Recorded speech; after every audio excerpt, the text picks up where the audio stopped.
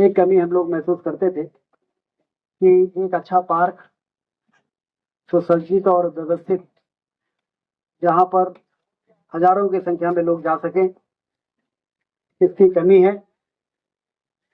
और शहर के हृदय स्थल पे कोई इस प्रकार का स्थान विकसित होना चाहिए।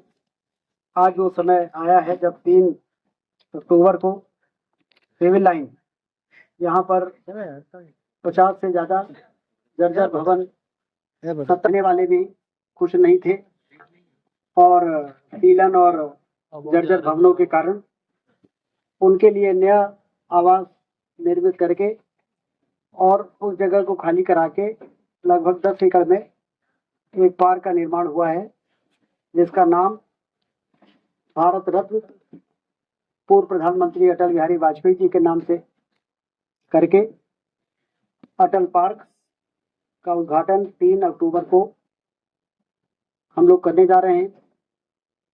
और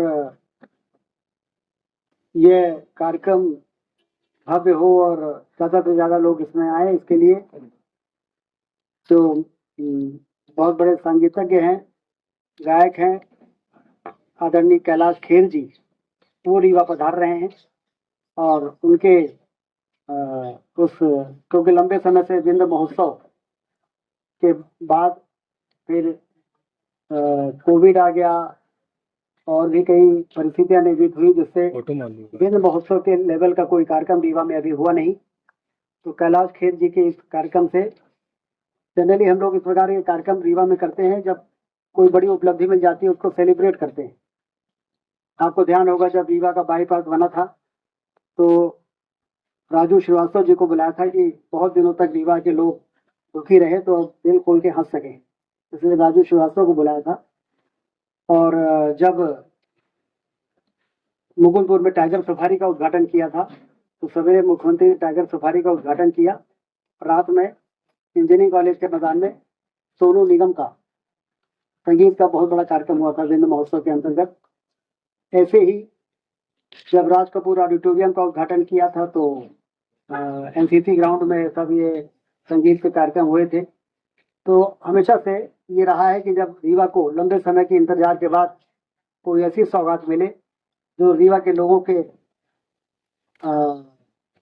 आत्मा को, दिल को खुशी दे सके, तो सिर्फ उस कार्यक्रम का उद्घाटन बनना हो, उसके बाद उसका सेलिब्रेशन भी होना चाहिए। तो सिरमौर चौराहे में फ्लाईओवर का तीसरा लेग जो बन के तैयार हुआ, उससे लोगों में बड़ी प्रसन्नता है। रीवा का एयरपोर्ट बन के तैयार हो गया है, उसको लेकर लोगों में बड़ी प्रसन्नता है।